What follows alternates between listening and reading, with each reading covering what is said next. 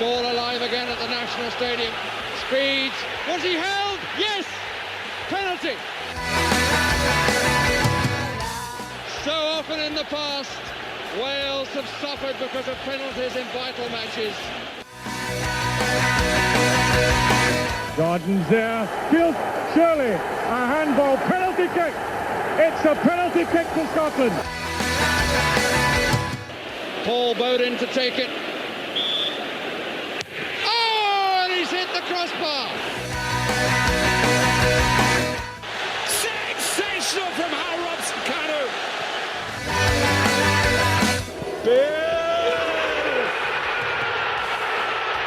Gareth Bale, NBE. These home forwards are in fighting trim. John Charles again passing to Tapscott. He shoots and it's in. Wales have opened the scoring. Great John Free rush! Yes!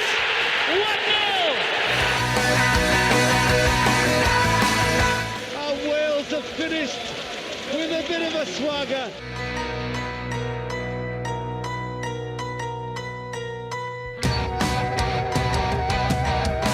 So welcome, episode 189 of Podcast Pêl-droed. My name is Russell, and it's just thee and thou tonight, Huw Davis. How are you? Welcome to the podcast. Hi, thanks for having me on. I'm well, thanks. Got the weekend with my wife and kids are away, so I'm going to watch Cardiff kick off the season tomorrow, it being Friday night as we record this, and having a drink tonight while recording this, and then watching the League One game that's on later. So yeah, I've got a nice weekend ahead. Oh, lovely. I'm going to take my mum to watch the theatre version of Ghost Stories, which was one of my top 5 horror films from the last recent vintage, shall we say. And she's a big horror fan. I think that's where I got it from. And so her birthday present was tickets for a show. The new season will have to wait a little bit for my full attention, I'm afraid. At least in England, anyway. Well, I say the new season. Did the last season end? I mean, they just bleed into one another, don't they, these days? Newport have already played, because they had the preliminary round of the Carabao Cup, or whatever it is, which they won, actually, I think, on penalties, didn't they? So, yeah, it just didn't end. As you say, Club World Cup finished like a week or two ago. The Women's Euros, obviously, they have a slightly different schedule than the women's football, but, yeah, there's just been no off time at all, as far as I can work out. Carabao Cup. What era, if someone was to say, what is the definitive sponsor name for the League Cup for you, what would you say? Are you a Littlewoods man? Are you... I remember the Littlewoods. I'm too young for it to be the main thing. I mean, I actually have always just been a stubborn arsehole and called it the League Cup all the time. Like, I meant to call it the EFL Cup now for work purposes, but I don't. I will just call it the League Cup at all times. I suppose, like, Carling Cup kind of...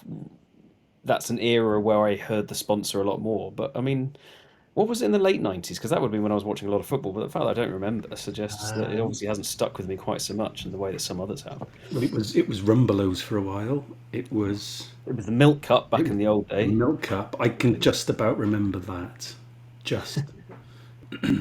Which gives the age away a little bit. Couldn't honestly tell you the order of them. Was it the Coca-Cola Cup for a while around then? Yeah, Coca-Cola's probably around my time. Yeah. It was like Capital One Cup and various nonsense. Oh, I don't remember that. Oh, that's pretty recent. Oh, that was much more recent. It was a credit card or something. Oh, yeah. So it's not that I don't remember. I don't care anymore. Yeah, I don't care. Sorry. Yeah.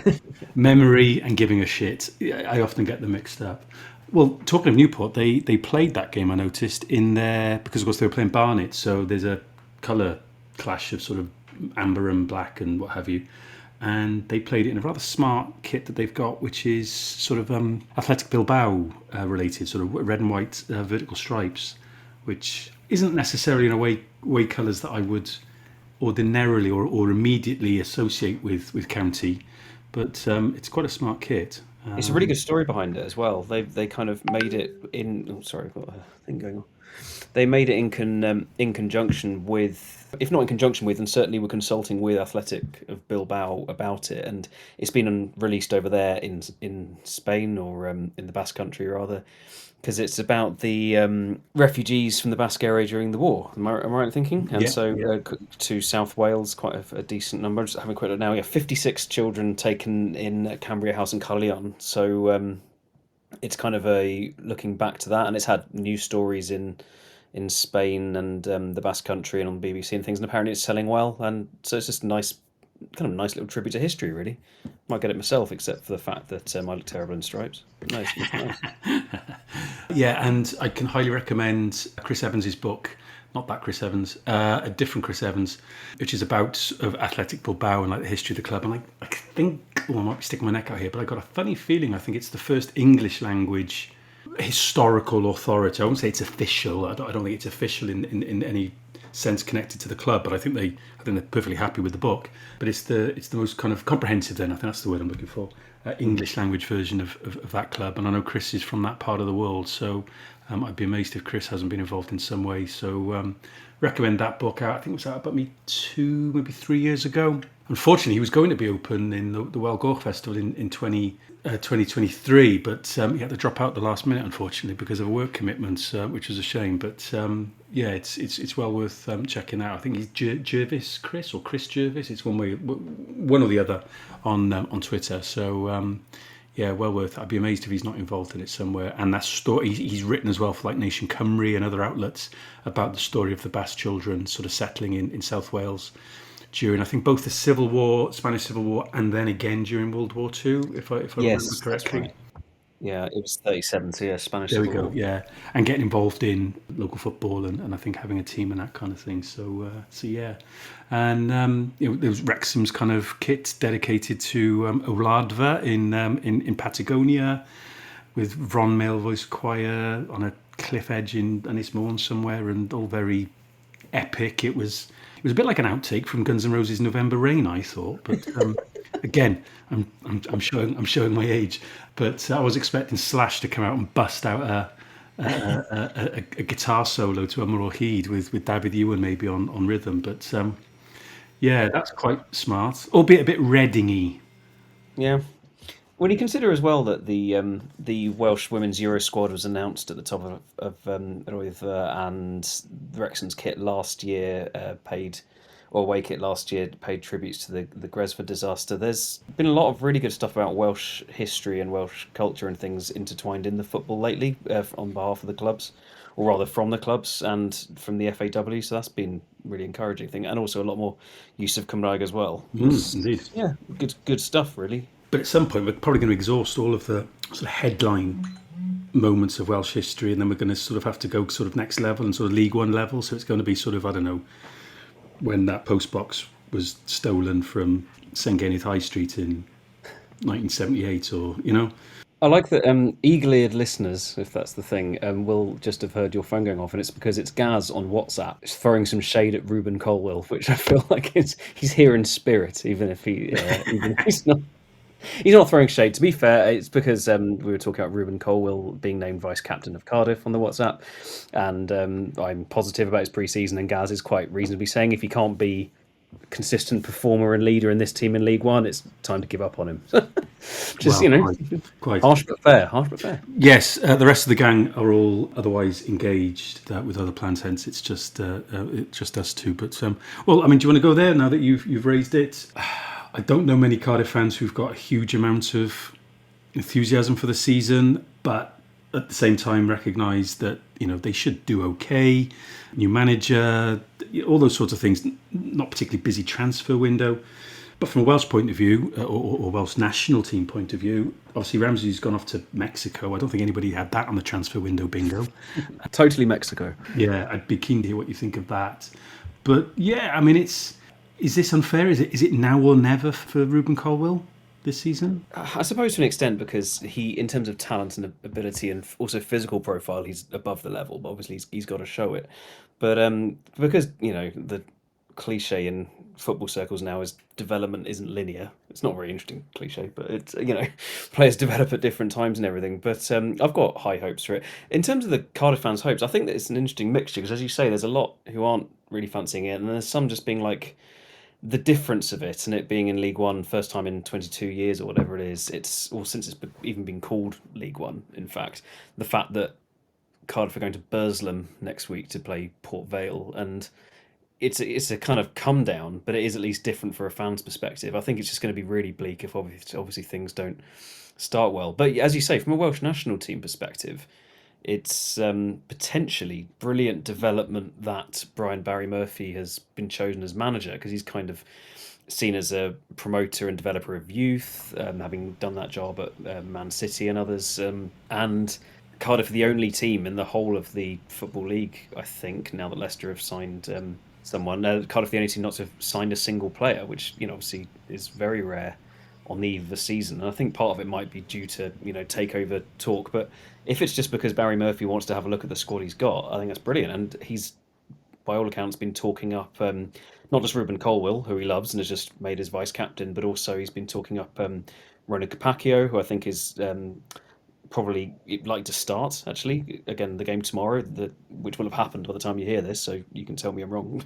But Ronan Capaccio, Dylan Lawler, he's a big fan of, so he might get kind of unexpected minutes at centre-back.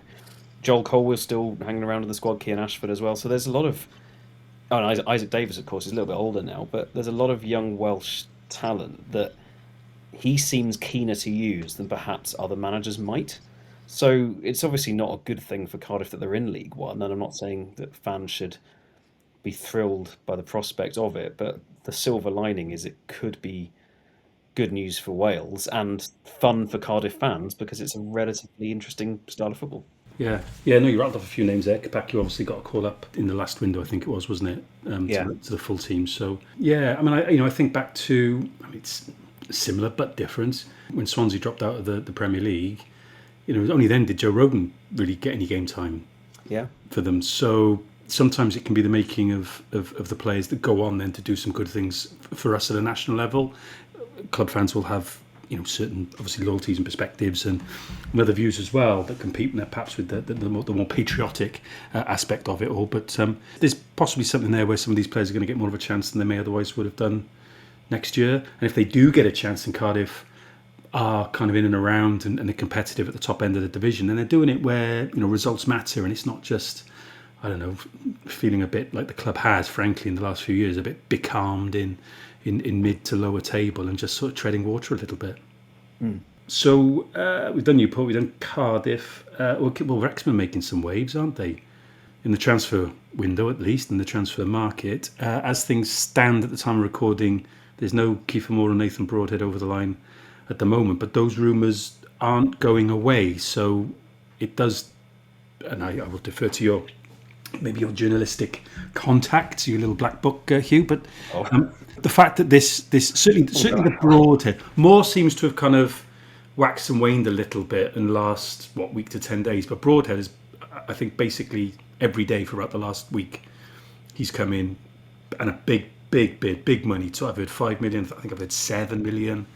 I think it would be closer to that. It'd have to be 6, 7, 8 million, I think, to get him, which is the news today as well is that they signed Connor Cody for a couple of million, which I'm more negative on than some. Some are kind of, Leon made the good point that Phil Parkinson has a good record with 30-somethings, can often give them a new lease of life, and Cody did start 15 or 20 Premier League games last season, but I'm of the opinion that perhaps he hasn't got a huge amount to offer on the pitch anymore, beyond obviously good organisation and leadership in the dressing room. But he surprised me, he was only 32, despite looking older than me. But it's kind of, I'm not a massive fan of that signing, especially as, bizarrely, if it happened only 2 weeks ago, he would have been, I think, Wrexham's record signing at this 32-year-old defender who may or may not be of much use anymore, which is extraordinary, really. But I worked out that, I say worked out, it wasn't hard. Up to January 2025, Wrexham had never paid £1 million for a player, and then 7-figure transfer fees.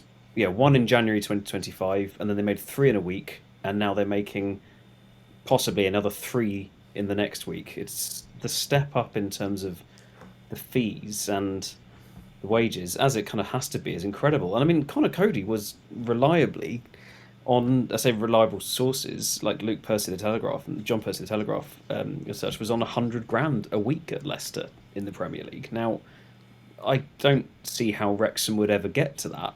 No one was earning more than about 12 or 13k in the League One, and obviously it steps up a bit in the Championship, and there'll be, contract clauses that raise them, and new players like Lewis O'Brien will have come in and more. But I mean, £100,000 a week, that's a hell of a negotiation if you're talking down to a third of that, even.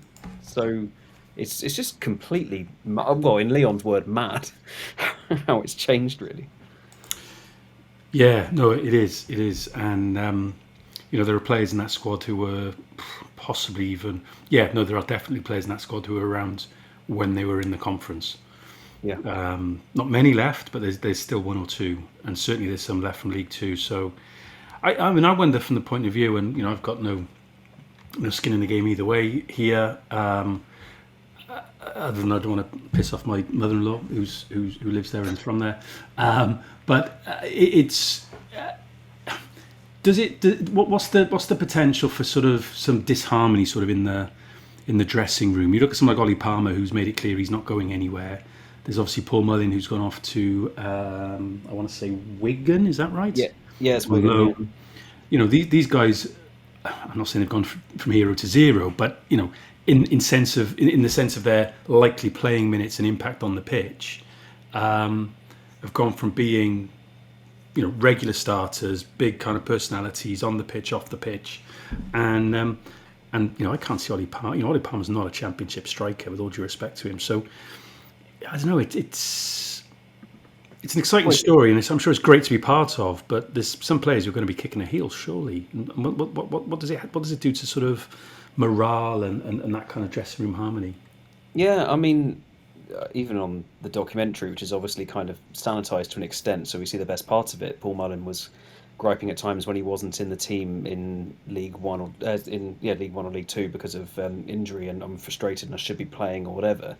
So they are all competitive players who want this, but the nature of rising up the league so rapidly, in an unprecedented speed, is that you have to shed your skin as you're moving so much faster. But at the same time, it means that Wrexham, I mean, if they sign Kiefer Moore and Broadhead, as they're supposedly meant to be, and it is interesting they've gone for two Welsh players, as if almost kind of very different players, but we're going to make a statement signing that is also very comely. But that will leave them with, I think, about 8 or 9 forwards for 2 places.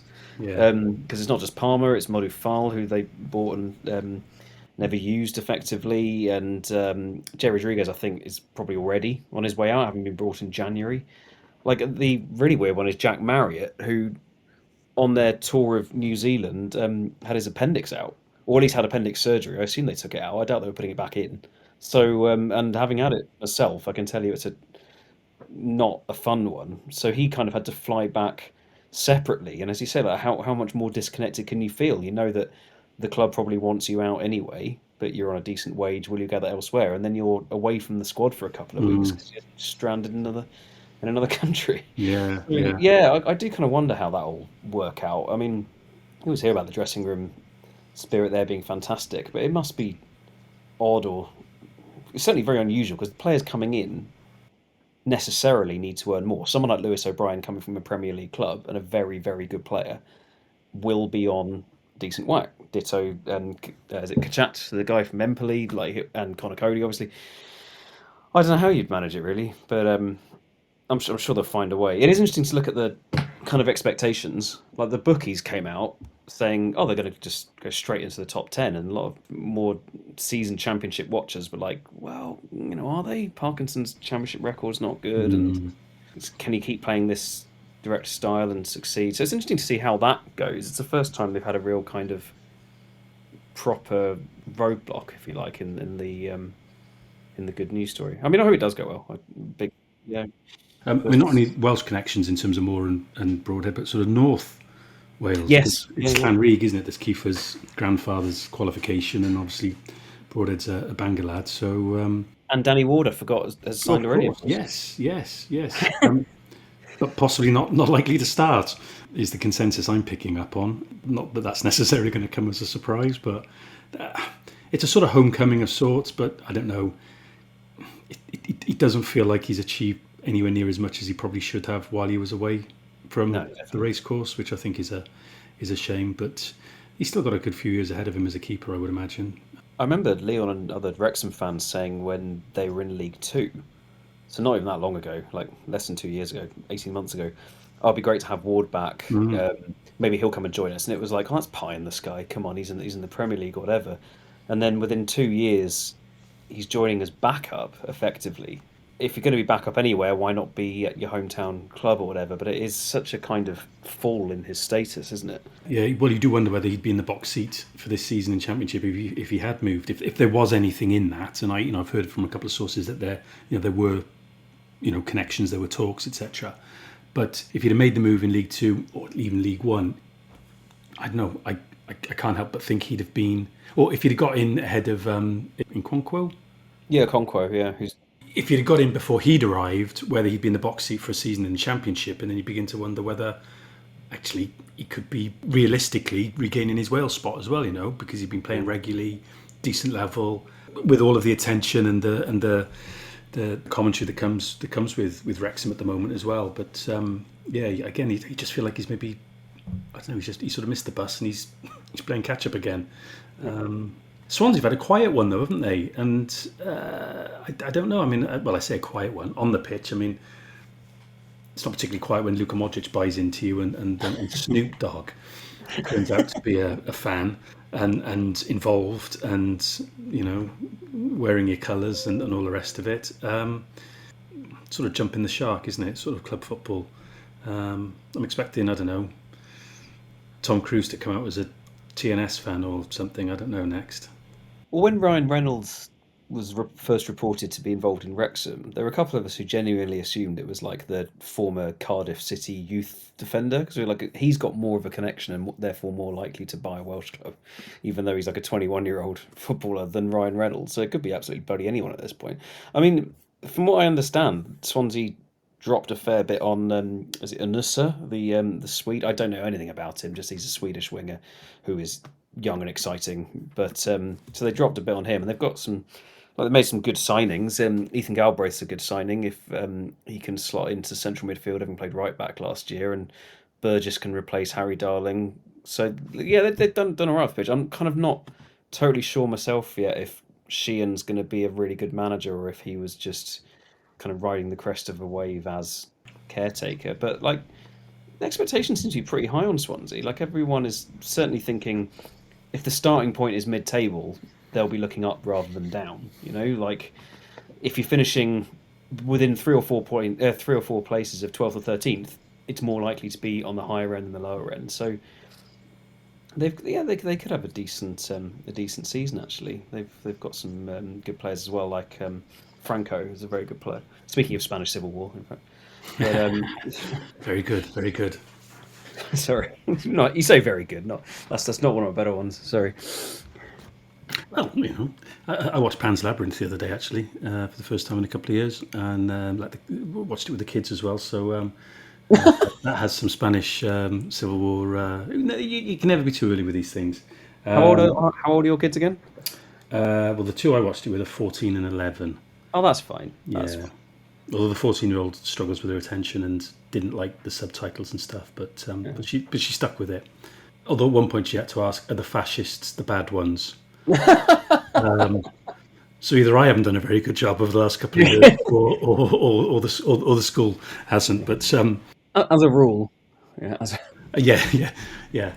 Prima facie, prima fascist. Yeah. Yeah, but often looks smart, and that's the thing. That's what what's caught her eye. Maybe was the snappy collars and suits. And as a child, you're told to respect authority and go to people in uniform. Yes. So there's only so much you can do.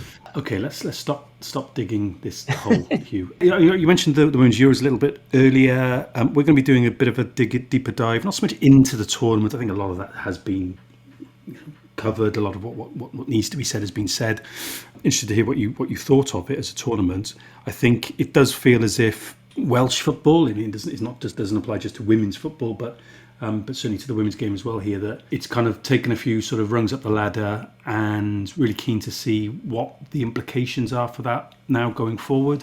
And so Penny Miles, who some people will know from Ewros Menywod and some of the fan activities and fan groupings related to the women's game, is going to be coming on, and we're going to be putting something together in respect of that. That I said is looking a little bit more as to what can the impact be. What does this mean kind of off the pitch and in terms of structures and pathways and some of those sort of terminologies. And certainly there are some ideas from those who follow the women's game and have seen this evolution over the last couple of years. And very much a question of, this shouldn't be the culmination of that. This should just be another stepping stone onto something bigger and better. But it did feel a bit of a chastening experience. There were some patches of play, but I'm not sure we even put a decent half of football together because we were in such exalted company. I mean, that was a pool of death. Heads didn't drop again. So, there are some, the risk of, it sounds a bit platitudinal, but there were some bright spots, I suppose. It wasn't a disaster, but it was a pretty chastening experience, wasn't it? The quality on show was very good, I thought, as on the tournament as a whole. Yeah, I suppose you could say it was a disaster in terms of the results and how we looked out of our depth at times, but also that's going to happen. Like, it's our first qualification and we were up against 3 of the top 6 ranked teams in Europe just by sheer luck or bad luck of the draw. There's things to take, like we shouldn't just come away and go, oh yeah, well, we were happy to be there, and we should come away and go, well, the defence wasn't good enough and the shape, and there was some bad marking and players switching off and that kind of thing, and learn from it. But I think that you mentioned rungs on the ladder. I kind of feel like 2 steps forward, 1 step back. That's still forward. That's still progress, And the fact that we've got there and brought about this huge rise of interest in the game among younger, not just younger girls, but boys as well. Like loads of school children at the playoff when I went for the Ireland one. So many school children there, and they've raised attendances, and the fact that we sold, I think, more tickets for Switzerland than anyone except Switzerland, England, and Germany, or possibly even just England and Germany. I mean, I presume the hosts must have been there as well as in terms of ticket numbers. So all of those positives, great things, great news, great legacy, and it just comes with a caveat that it was a very disappointing tournament. But you come away from it, at least I hope people do, with moments, and you come away with Jess Fishlock scoring the goal that made her the oldest player. Well, the important thing wasn't that she became the oldest goal scorer at a women's Euros. It was that Jess Fishlock did it after playing in, 40% of all Wales games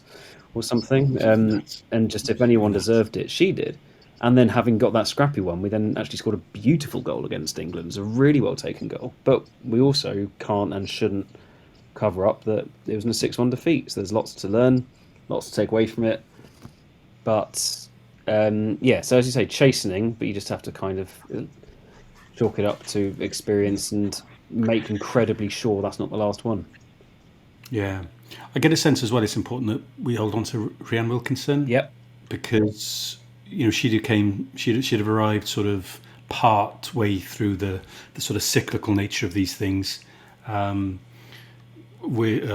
Gemma Granger left, who incidentally only went 1 round further than Wales.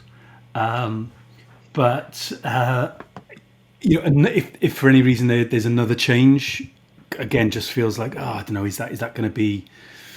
Does that kind of hold up the momentum a little bit? Sometimes a change can also kind of take you on a little bit further as well. So I mean, it's not all doom and gloom, but I get a sense that she's probably not going anywhere. And maybe those performances, perhaps, if there were anyone interested in her, potentially, because sometimes vacancies do come up, obviously off the back of a tournament with a lot of countries looking at her. She's obviously got a Welsh connection as well, which I think probably counts a little bit to these things, in these things. But I get a sense that she's around, she's not going anywhere, which I think is important, so that she can build on it as well as the players, the squad. But I got a sense that she wasn't going to be. There were players in that squad who.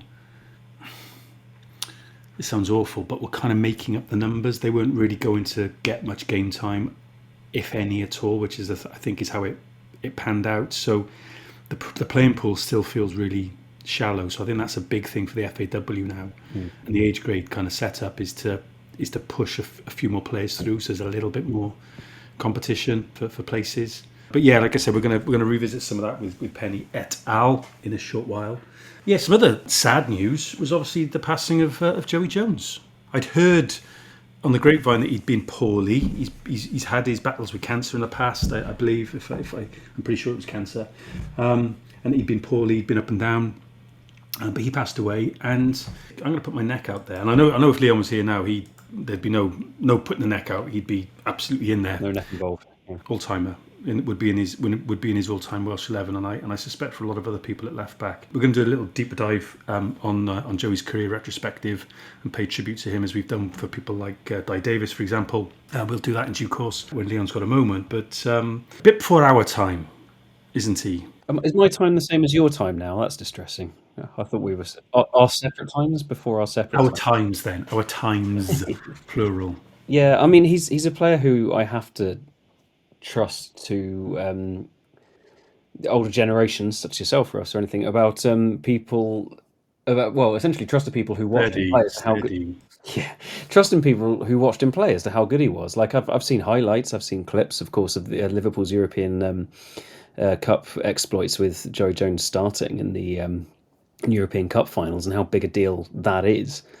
And it's easy for such players to be not forgotten, but just kind of it dwindles, and people kind of under the age of 40, everything from me down to nearly 40, down to kind of 20-year-olds go like, but it was a different time, and that was just when everyone was good or whatever. And it's like, no, it's a very big deal. He was seriously good for Wrexham and earned a move to Liverpool, and then went back to Wrexham in his early 20s. I mean, someone recently said, Lewis O'Brien must be like the biggest signing ever for Wrexham in terms of the most famous or best player. And I was like, well, hang on a minute. Like Joe, I mean, not, you wouldn't know necessarily, but Joey Jones came back, 12 months after playing in the European Cup final to play for Wrexham again. And that's how significant it was. And then he was the record signing for, the next 30, 40 odd years. Because I think it was Ollie Palmer that broke his record. And obviously Ollie Palmer wouldn't have been born when Jones was still playing. So he was a really important and quality player from everything I understand and have read and have seen, just obviously not in the flesh or in person. And I think the general consensus seems to be it's between him and Ben Davies for Wales' all-time top left-back, and I wouldn't start a fight with anyone who suggested Joey Jones because I would be ill-informed on the subject. Had he still been with us, it would take a brave man to pick someone over Joey as well. There was a lovely tribute from Neil Taylor as well. You've beat me to it, yes. Oh, sorry, go ahead. No, that's fine. But on LinkedIn, I think that's a first. I think we've plugged every other social media platform, but I don't think we've ever done LinkedIn. But that's where that was from Neil Taylor, so go and check that out. But it was absolutely lovely. And it might get a bit dusty towards the end of reading it as well. But he won 72 caps. He was our most capped player ever for a period of time. Not a huge period of time, but it was him that finally took Ivor Allchurch's record. He did that, I've got it here somewhere. He did that in about 85, 86. He overtook Ivor Allchurch, and then Peter Nicholas then took it off Joey. But and those 72 caps came in 11 years, which means he's probably not missing many games in that, because we're not like a 10, 11 game a season country. Yeah. There was a couple of sort of tour, like end of season tour type games. So of course his final couple of caps came in Canada when we were warm-up fodder for them before World Cup 86. There's a tour game to sort of, or like an away, end-of-season away friendly in Israel. So, there's a couple of those sorts of games. But, he sadly never played in a tournament, so he wasn't getting those additional caps as well. So he can't have missed many games. I might have to go back and have a look at how many he missed. But yeah, sad, passed away 22nd July, age 70. And something I know was being talked about was whether he famously was, not famously, but from our little perspective, and let's not, I'm one of the first people here, as you know, to kind of bristle when it's kind of like, benchmarking ourselves against the neighbours next door. But given that he played in an era when the home internationals, were a thing, and there was a little bit of, kudos about them, certainly sort of in the dressing room amongst the players themselves. He'd have played in the home championships a lot, he'd have played England a lot, and he beat them 3 times. And I went back and had a little look, and he is definitely the only person post-war that has done that. Handful of players on 2 times, Brian Flynn, Terry Orath, Di Davis, there's a couple of others, not many. But there are 2 players, I won't put you on the spot, but there's 2 players who've beat England 4 times. One of them was goalkeeper Bert Gray in the 20s and 30s. He beat England in 1924, 1926, 27, and in the second of 2 games, we beat them twice in a calendar year in 1936. I can't see that ever happening again. And then another guy was Di Richards, So Bert Graves from Tredegar, so shout out to the Tredegar listeners. Di Richards was from Abercannide near Merthyr, and he won 4 times. He played both games in 36, in 33 and 38. So Joey's up there for sure. And like I said, we'll do a slightly deeper dive in due course. Leon is much more the expert on Joey's career than the rest of us. But yeah, no, it's that was a sad one. Wayne Hennessey announced his retirement. Yes. And it was feels like a rubber stamp of a decision that perhaps in practice, if not in principle, but in practice, it actually happened a lot earlier. Yeah, one of our few centurions, and he's called it a day. I don't know. I didn't see much about what he's got planned next. I don't know if he has sort of coaching aspirations and credentials and chops, but he's been a good servant for us. I know he's been in and out of the team probably in the last couple of years. Obviously last season he wasn't really figuring, but Ward sort of usurped him for a bit, but then we had this period where he was still getting the odd game here and there. But 109 caps in 15, 16 years is pretty good. That's going to be amongst the higher end of length of international careers. I mean, a bit more of an advantage with the goalkeeper. But I was there behind his goal when he made his debut against Canada against New Zealand in the racecourse in 2007. Crikey, man. Looking like an absolute child. Well, he was, not you, but I presume. But he looks, because it was a long career, but he also missed a whole 12 to 18 months with a really bad injury, didn't he? Around the time he was at Wolves and Ewros. Well, with 2, he did both knees. I mean, he got over one cruciate and he did the other one almost immediately. So yeah, I mean, I think he first got injured when Wolves were a Premier League team, and by the time he came back, they were in League One. So yeah, no. So there's a lot of caps that he's left out there as well. To be fair. But to come in at 20, part of that crop, obviously, it's the class of Euro 2016, but that very much that era, Alan, Ramsey, Bale, Ledley was a little bit before, but Gunter, all those sorts of players. But then even the players who didn't last as long, Neil Ardley and all those sorts of players, he saw it all the way through really, from those sort of early days under Toshak through to obviously playing under the more recent coaches and going to tournaments and things. So yeah, I think he'll. I don't think he necessarily trumps a couple of the keepers of our past in terms of the pantheon of great keepers that we've had. But sterling service, a winning percentage, I can see here, 52.3%. Won 45 of his. Was on the winning side in 45 of his 109 caps. Lost 40, drew 24. So he's in the credit in terms of his career. I also think he's kind of been overlooked or disrespected a lot by. Some Wales fans, but actually mainly outside. So he's kind of seen. I mean, obviously after the supposed / actual Nazi salute towards his Palace teammate Max Meyer, he kind of became a bit of a meme or a meme because there was a line from Roy Hodgson saying he's desperate to learn about Nazis because the idea was he was just so thick he's never heard of a Nazi before was the idea. But that kind of meant that when he retired, and also after the red card at the World Cup, there was lots of just mainly jokes about him. But even before then, well before then. He was being written off as like, oh God, is he in the Premier League? Like, if they're playing him in the Premier League, they're going to really struggle. But he saw off better keepers. He saw off Steve Mandanda at Palace, who arrived from Marseille and then went back to Marseille and made another God knows how many hundreds of appearances and played for France so many times. And annoyingly, I can't find the exact number here now. But in terms of Premier League appearances, he's in the top 50 for goalkeepers in the Premier League era. I'm not claiming that's incredible world-beating statistics, and I know that football didn't begin in 1992, but if we're talking about a 35-year period nearly in which a lot of the world's best keepers have played in the league, him being in the top 50 is kind of not to be completely written off, really. I don't think he was ever given the respect he perhaps deserved during that time. And then, of course, qualifying for the World Cup, like, it was a bit of a surprise when he came back into the team ahead of Ward for the playoffs. He had to for the semi. I think Ward was injured, wasn't he? And then held his place for the final. And we were like, oh, is this right? Should we do this? Is he not well past it? And then obviously he put in probably the best performance of his international career. I mean, I think from what I remember, there was only one truly brilliant save and a couple of smart ones, but he still made like a record 10 or 11 saves in that game. And that was what sent us to Qatar. And then... we don't need to mention what happened. No, but I mean, even the laws of averages would suggest that even the more regulation saves, if you're having to make so many of them in a game, one of them's going to sneak through. It doesn't need to be an absolute worldie, and he did. He had an amazing game, and I think Bale afterwards was talking about keepers and that he wouldn't have anybody else, and I think they were roomies and stuff on for any number of games. So they're obviously very, very close, and he's played with some decent keepers as well and scored against some decent keepers. Something there more than just a loyalty to one's friends, and long time teammates, probably all the way through some of the age grade levels as well. For whom he has a goal as well, of course, because I think he scored from a free kick, didn't he? A direct free kick from something like the under-17s or something. Yeah. Oh, really? So I think there's like a weird stat. He's got more goals at under-17 level than, I don't know, Aaron Ramsey or something. I don't know.